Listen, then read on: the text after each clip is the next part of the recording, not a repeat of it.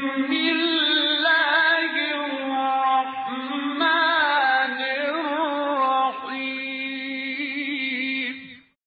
اقرأ باسم ربك الذي خلق اعوذ باللہ من الشیطان الرجیم بسم اللہ الرحمن الرحیم ناظرین محترم و سامعین کرام السلام علیکم ورحمۃ اللہ وبرکاتہ۔ درس قرآن کے سلسلے میں اس چوتھے درس میں آپ کی خدمت میں حاضر ہوں۔ اب تک ہم نے آپ کے سامنے جو کلام امیر المومنین علی ابن ابی طالب سے سبق حاصل کیا کہ الترتیل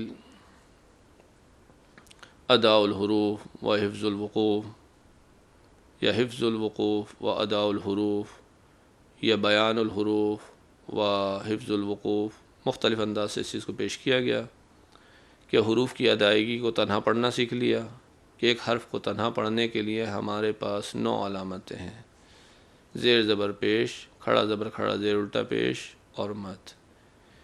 ان کے لکھنے کے انداز 15 ہیں، کیونکہ درمیانی آواز اور مد والی آواز کو 2 طریقوں سے لکھا جاتا ہے۔ اسی طریقے سے ہم نے حروف کو ملانا سیکھا، جس کے لیے جزم، تشدید اور تنوین آتے ہیں۔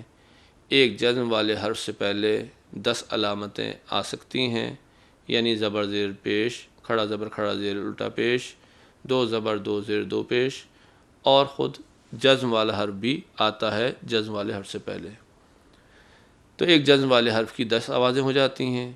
تشدید کی صورت میں کیا ہوتا ہے کہ وہاں 2 ایک جیسی آوازیں ہوتی ہیں۔ پہلی آواز حرف ساکن کی آواز ہوتی ہے، دوسری حرف متحرک کی آواز ہوتی ہے۔ ساکن سے پہلے وہی 10 علامتیں آتی ہیں، اور دوسری آواز جو ہوتی ہے اس میں 12 علامتیں آ سکتی ہیں۔ تو ایک تشدید والے حرف کو ہم 120 طریقوں سے پڑھ سکتے ہیں۔ ان 10 کو جب ان 12 آوازوں کے ساتھ ملاتے ہیں تو ہر 10 آواز میں 12 آوازیں جب ملیں گی تو 120 آوازیں بن جائیں گی۔ اس کے بعد تنوین کی آواز تھی کہ تنوین اور نون ساکن کی آواز بعد والے حروف کی وجہ سے تبدیل ہو جاتی ہے۔ تنوین اور نون ساکن کے بعد اگر بے آ جائے تو آواز میم میں بدل جاتی ہے، اور وہاں پر غنہ بھی کرتے ہیں، انبیاء۔ غنہ آواز کو منہ میں ٹھہرانے اور ناک سے ادا کرنے کو کہتے ہیں، جس کی مقدار 1 الف کے برابر ہوتی ہے۔ اگر تنوین یا نون ساکن کے بعد جو ہے لام اور رے آ جائے تو تنوین اور نون ساکن کی آواز لام اور رے میں بدل جائے گی، یہاں غنہ نہیں کرتے۔ تنوین اور نون ساکن کے بعد واو یہ میم نون آ جائے تو آواز واو یہ میم نون میں بدل جاتی ہے، اور یہاں پر غنہ کرتے ہیں۔ اگر تنوین یا نون ساکن کے بعد حروف حلقی آ جائیں، یعنی حمزہ ہے، عین اور ہے، غین اور خے، تو تنوین اور نون ساکن کی آواز اصلی اور صاف رہتی ہے، یہاں پر غنہ نہیں کرتے۔ باقی تمام حروف میں تنوین اور نون کی آواز اصلی ہوتی ہے، لیکن یہاں پر غنہ کیا جاتا ہے۔ اس کو ہم اخفاء نون کا قانون کہتے ہیں۔ نون کی آواز کو خراب نہیں کرنا چاہیے، بلکہ صرف غنہ کرنا چاہیے، آواز نون کی ہی رکھنی چاہیے۔ اگر تنوین یا نون ساکن کے بعد کوئی ایسا حرف آ جائے جس کے اوپر جزم یا تشدید ہے تو وہاں تنوین اور نون کی آواز جو ہے زیر زبر پیش میں تبدیل ہو جائے گی، اور نون کے نیچے زیر دے کر ملائیں گے۔ اگر بعد میں بے آ رہی ہے تو اس کو ہم قلب نون کا قانون کہتے ہیں۔ اگر لام اور رے واو یہ میم نون آ رہے ہیں تو اس کو حروف یرملون یا ادغام کا قانون کہتے ہیں، اور اگر حروف حلقی آ رہے ہیں تو یہاں پر اظہار نون کا قانون کہلاتا ہے۔ باقی تمام حروف میں اس کو اخفاء نون کا قانون کہتے ہیں، اور جہاں جزم و تشدید بعد میں آ جائیں تنوین کے تو وہاں پر اس کو ہم نون قطنی یا نون غیبی کے قانون کہتے ہیں۔ کتابوں میں اس انداز سے اس کو پیش کیا گیا ہے۔ اس کے بعد جو ہے کچھ حروف لکھے جاتے ہیں لیکن پڑھے نہیں جاتے، ان کو بھی 2 حصوں میں تقسیم کیا گیا ہے کہ بعض مقامات ہیں کہ کبھی بھی نہیں پڑھے جاتے۔ وہ کب ہیں اور وہ حروف کون سے ہیں؟ واو الف یہ لام ہے۔ جب واو الف یہ کے اوپر گول دائرہ ہو، جب واو الف یہ کے اوپر حمزہ ہو، یا واو اور یہ کے اوپر الف ہو، تو ان کو ہم کبھی بھی نہیں پڑھتے واو الف یہ کو۔ اگر دائرہ ہے تو نہیں پڑھیں گے، اگر اوپر حمزہ ہے تو حمزہ پڑھیں گے، واو یہ نہیں پڑھیں گے، اگر اوپر الف یا کھڑا زبر ہے تو اس کو پڑھیں گے، ان کو نہیں پڑھیں گے۔ اگر حروف شمسی سے پہلے الف لام کا لام آ جائے تو وہاں پر حروف شمسی کو پڑھیں گے شدت کے ساتھ، لام کو نہیں پڑھیں گے۔ حروف قمری سے پہلے لام کو پڑھیں گے، اور 28 حروف تہجی میں سے 14 حروف شمسی ہیں اور 14 حروف قمری ہیں۔ حروف قمری جو 14 ہیں وہ ایک کلمے میں عجبہ کے خوف حق غمی میں جمع ہے، باقی حروف شمسی ہیں۔ اس کی ہم جب عملی پریکٹس کرنے پر آتے ہیں تو وہاں ہم نے آپ کے سامنے ایک درود صلوات کی مثال پیش کی کہ وہاں پر ہمیں کن چیزوں کا خیال رکھنا چاہیے۔ پہلی چیز جس کا خیال رکھنا ضروری ہے کہ زیر زبر پیش کی آواز کے اوپر زور نہ دیں، اس کو نہ کھینچیں۔ اگر کھینچیں گے تو آواز بگڑ جائے گی۔ فاطمہ، فاطمہ، یا تلا سے تالا ہو جائے گا، سلا سے سیلا ہو جائے گا، اور چورا سے چورا ہو جائے گا۔ اس لیے اس کو بالکل نہ کھینچیں، اس پہ زور نہ دیں۔ زیر زبر پیش کو صرف ملانے کے لیے استعمال کریں۔ ہاں، بہتر یہی ہے کہ آواز زبر کی وہی ہو کہ اگر کھینچیں تو الف کی آواز بن جائے، زیر کی آواز کو کھینچیں تو یہ کی آواز بن جائے، پیش کی آواز کو کھینچیں تو واو کی آواز بن جائے۔ اگرچہ کہ اردو میں استعمال ہونے والی زیر اور پیش کی آواز بھی غلط نہیں ہے، کیونکہ امالہ کلام عربی میں موجود ہے۔ مجریہا، یہ آواز بھی عربی میں موجود ہے۔ دوسری چیز اس کا خیال رکھیں کہ جہاں پر بھی الف آئے ہیں اس کی مقدار اور کھڑے زبر کی مقدار برابر ہے، اس کو تھوڑا کھینچ کے پڑھنا ہے۔ تیسری چیز اس کا خیال رکھیں کہ نون مشدد یا میم مشدد پر جہاں غنہ ہو یا تنوین میں جہاں غنہ ہے وہاں پر غنہ کریں۔ درود میں 3 مقامات پر میم کے اوپر تشدید ہے، وہاں غنہ کرنا ہے۔ ایک تنوین ہے جو واو سے مل رہی ہے، وہاں واو سے آواز کو ملانا بھی ہے اور غنہ بھی کرنا ہے۔ آخر میں دال کے اوپر ساکن ہے، قاف تو بے جیم دال قطب جد حروف قلقلہ کہتے ہیں، یہاں پر آواز آتی ہے اور تقریباً ایکو ہوتی ہے، تکرار ہوتی ہے، تو وہ کوشش کریں کہ یہاں پر قلقلہ بھی کریں۔ حق اد، اس طریقے سے تکرار ہوتی ہے آواز، لیکن کرنے سے نہیں، خود ہی ہونا چاہیے۔ ایک چیز جس کا خیال رکھنا ہے وہ لفظ اللہ ہے۔ لفظ جلالہ اللہ یا لفظ اللہم میں جو لفظ اللہ استعمال ہوا ہے، اس کا اپنا قانون یہ ہے کہ اس سے پہلے جب بھی زبر یا پیش آ جائے تو لفظ اللہ کے لام کو بھاری پڑھیں گے، یعنی زبان گول ہو کر تالو سے مل جائے گی، آواز بھاری ہو جائے گی۔ اگر لفظ اللہ سے پہلے زیر ہو تو آواز باریک ہو جاتی ہے۔ تقریباً یہی قانون لفظ رے کا بھی ہے۔ دوسرا خیال یہ رکھیں کہ لفظ اللہ سے پہلے جو الف آیا اس کی آواز کو بھاری نہ کریں۔ تیسرا خیال یہ رکھیں کہ لفظ اللہ کے لام سے جب آواز ملائیں تو ایک دم ملائیں۔ اللہ توڑ توڑ کے نہ کریں، اللہ الگ الگ نہ کریں، ایک دم ملائیں شدت کے ساتھ تاکہ وہ تشدید کی آواز بنے، جزم کی آواز نہ بنے۔ اس کے بعد لام کے اوپر آواز کو روکے نہیں، نہ کریں، غنہ نہ کریں۔ پریکٹس کے لیے ضروری یہ ہے کہ آواز توڑ توڑ کر الگ الگ کر کے پہلے کوشش کریں صحیح کریں، اس کے بعد ملا کر کوشش کریں، بعد میں ایک ہی سانس میں پورا پڑھنے کی کوشش کریں۔ اور دوسری نصیحت جو میں نے کی تھی وہ یہ ہے کہ بہتر یہی ہے کہ ان کے قوانین سکھائیں، لیکن عملی طور پر قرات کے لیے کوشش کریں کہ کسی قاری کی آواز جو مشہور قاری ہو، عرب قاری ہو، جس کی آواز اچھی ہو، جس کا لہجہ اچھا ہو، وہ بچوں کو سنائیں تاکہ اسی کو سن کر بچے پریکٹس کریں اور آواز کو خراب نہ کریں، آواز میں خوبصورتی بھی رہے اور قوانین کا بھی خیال رکھا جائے۔ آج جو ہم نیا درس آپ کے سامنے پیش کرنا چاہیں گے وہ یہ ہے کہ حروف مشابہ میں کس طریقے سے فرق کیا جائے۔ حروف مشابہ یعنی وہ حروف جن کی آواز ایک جیسی ہے، آپس میں ایک دوسرے سے مشابہ ہے، ملتی جھلتی ہے، ہم ان کو کیسے فرق کر کے ادا کریں اور الگ الگ کر سکیں، ان کی آوازوں میں تمیز کیسے کی جائے۔ مثلا سواد زواد توئے کو آپ یاد کریں کہ سواد کی آواز سین اور سے مشابہ ہے، زواد کی آواز زوئے زال اور زے سے ملتی جلتی ہے، اور توئے کی آواز تے سے مشابہ ہے۔ ان میں ہم کیسے فرق کریں؟ اس میں مہم چیز یہ ہے کہ حروف مشابہ کا اصل وجود کلام عربی میں نہیں ہے۔ حروف مشابہ سے مراد یہ ہے کیونکہ عرب حضرات حروف میں فرق کرتے ہیں، ہم فرق نہیں کر پا رہے ہیں، تو حروف مشابہ سے مراد کیا ہے کہ دوسری زبان کے الفاظ یا بولنے والے جن عربی الفاظ میں آپس میں فرق نہیں کر پاتے ہیں ان میں کیسے فرق کریں؟ تو ہو سکتا ہے کہ حروف مشابہ جو ہیں ہر زبان کے لحاظ سے مختلف ہوں۔ میں آپ کے سامنے کیونکہ درس اردو میں دے رہا ہوں تو میں نے کوشش یہ کی ہے کہ وہ الفاظ جو کہ اردو زبان والے افراد ایک دوسرے سے فرق نہیں کر پاتے ہیں ان کو آپ کے سامنے پیش کروں۔ آپ کو یہ دقت کرنا ہوگی کہ آپ جس زبان میں درس دے رہے ہیں یا جس زبان سے آپ کا تعلق ہے آپ کو دیکھنا ہوگا کہ ان میں کن الفاظ میں آپ فرق نہیں کر سکتے ہیں، تو ان کا خیال آپ کو خود رکھنا ہوگا۔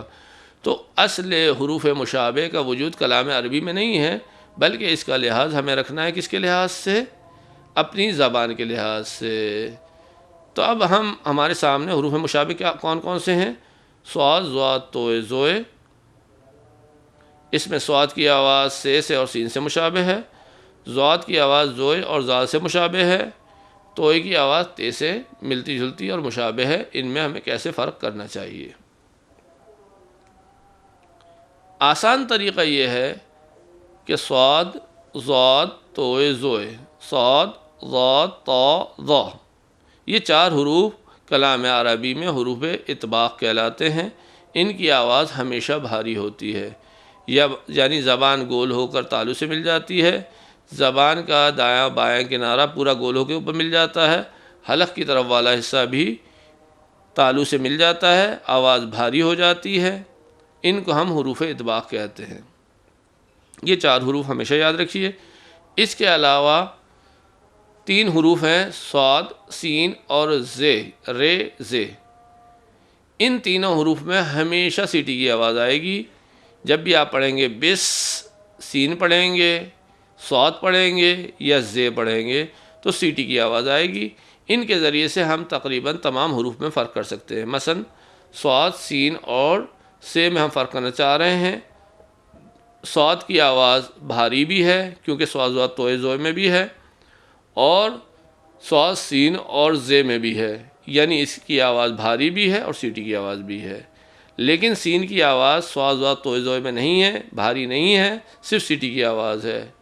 تو سین اور صاد میں فرق کیا ہوا کہ صاد کی آواز بھاری ہوگی لیکن سیٹی کے ساتھ، سین کی آواز باریک ہوگی سیٹی کے ساتھ، یعنی بھاری نہیں ہوگی، جبکہ سے کی آواز کیا ہوگی؟ نہ بھاری ہے نہ سیٹی ہے، زبان کی نوک اوپر کے دانتوں کے کنارے سے لگے گی، ثمر، بغیر سیٹی کے، بغیر بھاری کیے ہوئے۔ اگر آواز بھاری ہو اور سیٹی کی آواز ہو، مثلا لفظ ثمر ہے، اس کو جو ہم صاد سے پڑھنا چاہیں گے آواز کو بھاری کریں گے سیٹی کی آواز کے ساتھ، ثمر۔ سین کے ساتھ ادا کرنا چاہیں گے آواز کو باریک کریں گے سیٹی کے ساتھ، ثمر۔ اگر ہم سے ادا کرنا چاہیں گے آواز باریک کریں گے بغیر سیٹی کے، زبان کی نوک اوپر کے دانتوں کے کنارے سے لگائیں گے، ثمر۔ تو اس طریقے سے فرق ہو جائے گا۔ اسی طریقے سے صاد، ضاد، طوء، زوئے ہے، ضاد، زوئے، زال اور زے، یہ 4 حروف ہیں۔ ان میں ہم کیسے فرق کریں؟ ابھی ضاد کو ہم ہٹا دیتے ہیں کیونکہ ضاد کا فرق کرنا ذرا مشکل ہے، اس کو الگ سے بیان کریں گے۔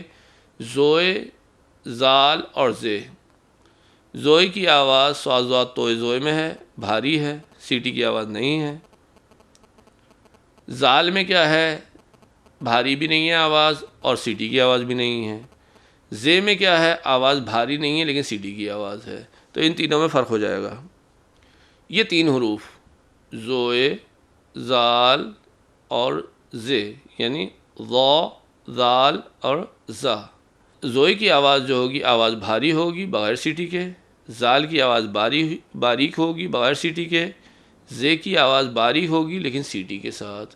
مثلا لفظ ظالم ہم ادا کرنا چاہیں گے، زوئے سے ادا کرنا چاہیں گے تو آواز کو بھاری کریں گے بغیر سیٹی کے، زبان کی نوک اوپر کے دانتوں کے کنارے پہ لگائیں، ظالم، ظالم۔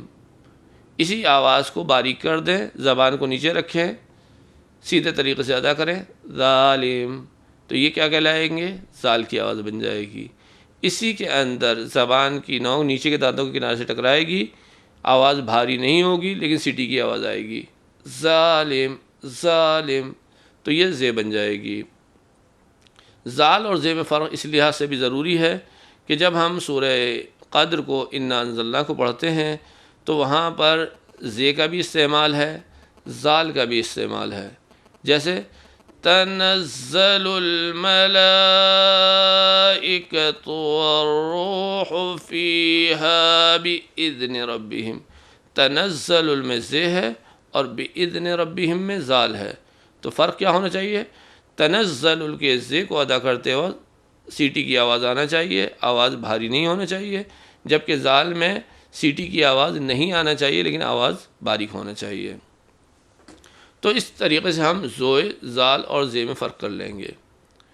مہم چیز جو ہمارے پاس رہ جاتی ہے وہ ضاد کا فرق ہے کہ ضاد کو کس طریقے سے ادا کیا جائے کہ اس کی آواز میں اور زوئے کی آواز میں فرق ہو جائے، کیونکہ دونوں کی آواز بھاری ہے اور دونوں میں سیٹی کی آواز نہیں ہے. یہ درس اس لحاظ سے بھی مہم ہے کہ جو افراد اپنی نماز صحیح کرنا چاہتے ہیں یا جو افراد حج پہ جانا چاہ رہے ہیں وہ چند دقیقوں میں، چند منٹوں میں اپنی نماز کو صحیح کرنا چاہتے ہیں تو کس طریقے سے کریں. تو یہاں پر جب وہ فرق کرنا چاہیں گے تو ضاد کے مخرج کو ادا کرنے کے لیے کیا ضروری ہے کہ اس کی آواز زوئے، زال اور زے جیسی نہ بن جائے. تمام صفات اس کی زوئے سے مشابہ ہیں، صرف ایک صفت استطالہ جو ضاد میں پائی جاتی ہے زوئے میں نہیں پائی جاتی. اس کے ذریعے سے ہم فرق کریں گے. اگر ہم یہ صفات نہیں لائیں گے تو ضاد کی آواز یا زوئے کی آواز بن جائے گی، یا زال کی آواز بن جائے گی، یا دال کی آواز بن جائے گی. اس لیے اس میں دقت کی ضروری ہے. استطالہ کے معنی کیا ہیں؟ استطالہ کو آپ یوں سمجھیے کہ واو اور یہ سے پہلے جب زبر ہوتا ہے تو ہم اس کو حروف لین کہتے ہیں. جیسے غیر، خوف، باقی تمام حروف کو جب ہم ملاتے ہیں ایک دم ملا دیتے ہیں، رب، اب. لیکن واو اور یہ سے پہلے جب زبر ہو اور ان کو ملانا چاہیں تو ایک دم نہیں ملاتے بلکہ ذرا نرمی سے کھینچ کر ملاتے ہیں. جیسے غیر، خوف. اس کھینچنے کو آپ یوں سمجھیے کہ جیسے زبر کے بعد آپ الف کو ادا کرنا چاہ رہے تھے، غا یا قا الف پڑھنا چاہ رہے تھے، بعد میں آپ کا ارادہ تبدیل ہو گیا، آپ نے واو کی جگہ یا الف کی جگہ پر واو کو یا الف کی جگہ پر یہ کو ادا کیا ہے تو کیا بن جائے گا؟ خوف. یوں بن جائے گی آواز. غائر اس طریقے سے. الیکہ. تو یہ کھینچنا اور نرمی سے ادا کرنا حروف لین میں پایا جاتا ہے. اسی کو استطالہ کہتے ہیں کہ حرف کو جب بھی آپ ادا کریں گے کھینچ کر نرمی سے ادا کریں گے جب واو اور یہ سے پہلے زبر ہو.